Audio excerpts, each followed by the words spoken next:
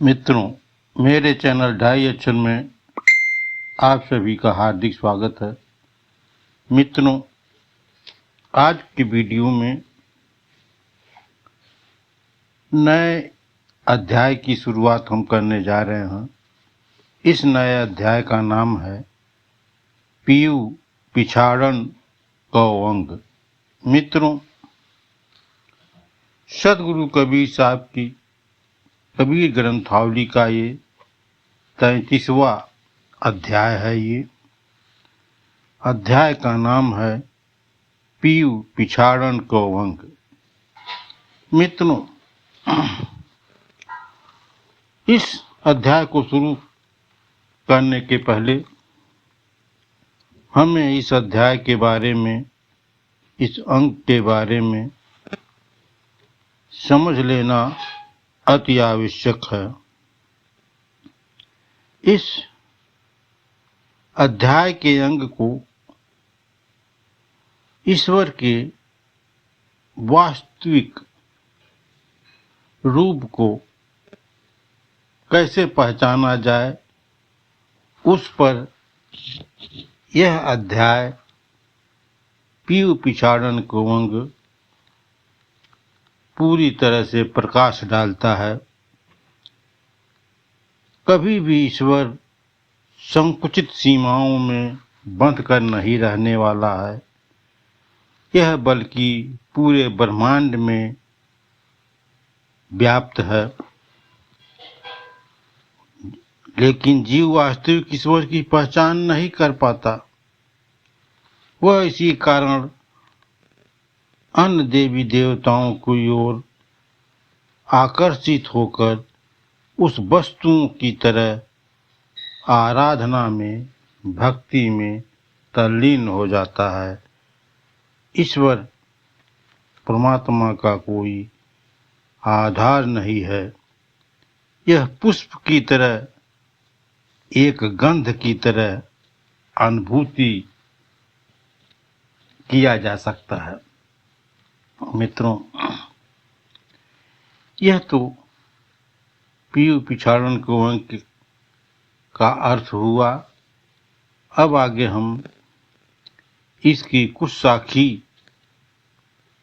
का अर्थ सहित जानने का प्रयास करेंगे।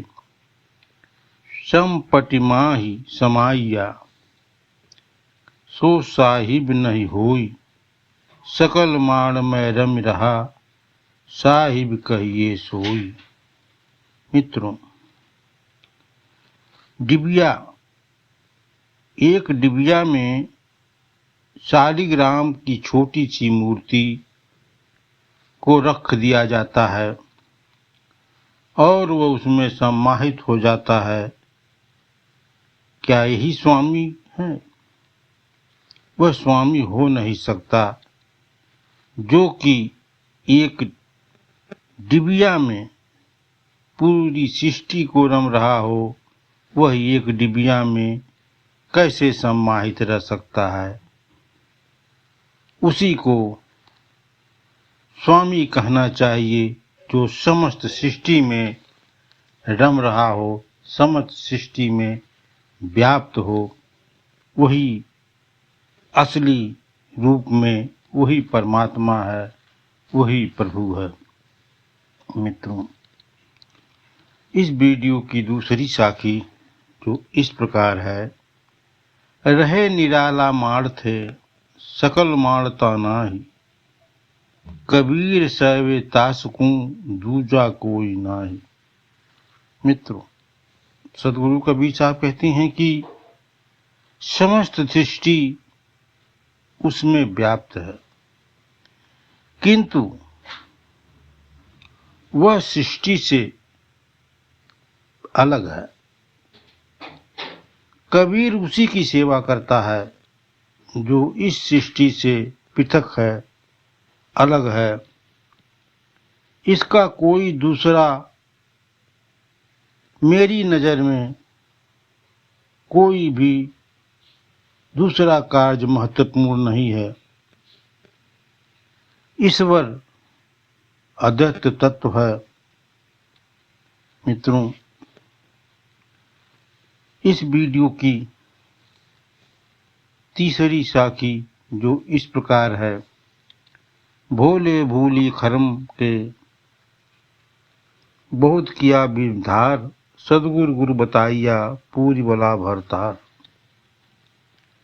हे आत्मा, सदगुरु कबीर साहब कहते हैं कि हे आत्मा रूपी स्त्री, तूने भोलेपन में अपने असली पति को भूलकर दूसरे को अपना पति बना लिया और व्यभिचार किया।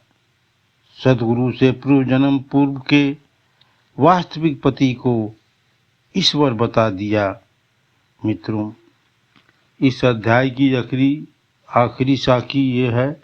इस अध्याय में मात्र कुल 4 साखी थी। आज से अध्याय पूरी तरह से समाप्त हो जाएगा। इस अध्याय की आखिरी साखी जो इस प्रकार है। जाके मुँह माया नहीं, ना ही रूप कुरूप, बहुप बासते पातरा, ऐसा मत अनूप। सदगुरु कबीर साहब कहते हैं कि जिसके मुख और मस्तक नहीं है, न रूप है और ना ही अरूप है, वह न तो रूपवान है और वह न रूपहीन है। मतलब कहने का तात्पर्य है कि फूल की सुगंध से भी सूक्ष्म उसका अनुपम तत्व है, वही परमात्मा का महत्व है। इसके अतिरिक्त उसी अलंकार तथा उपनिषद के अणु के अवतर ही व्यंजना की गया है। अणु से ही उसका तात्पर्य है कि जिसके मुख में मस्तक नहीं है, न रूप है, न कोई उसका रूप है, न अच्छा है, न बुरा है, न सुंदर है, न मलिन है, वह पुष्प की तरह सुगंध से भी सूक्ष्म एक अनुपम तत्व है। यही परम पूज्य परमात्मा की पहचान है। यही इस अध्याय का ध्येय भी था। यही ईश्वर की प्राप्ति, ईश्वर को पहचानने का मूल मंत्र भी था, जो कि सदगुरु कबीर साहब जी अपने इस अध्याय में बड़े विस्तार से वर्णन किया है। मित्रों, यह अध्याय पीर पिछावन कोवंग आज समाप्त हो रहा है। अगली अध्याय बिगताई कोवंग जो हम अगले वीडियो में लेकर के आएंगे। अगर ये वीडियो अच्छा लगा तो वीडियो को लाइक शेयर कमेंट करें और वीडियो देखने के लिए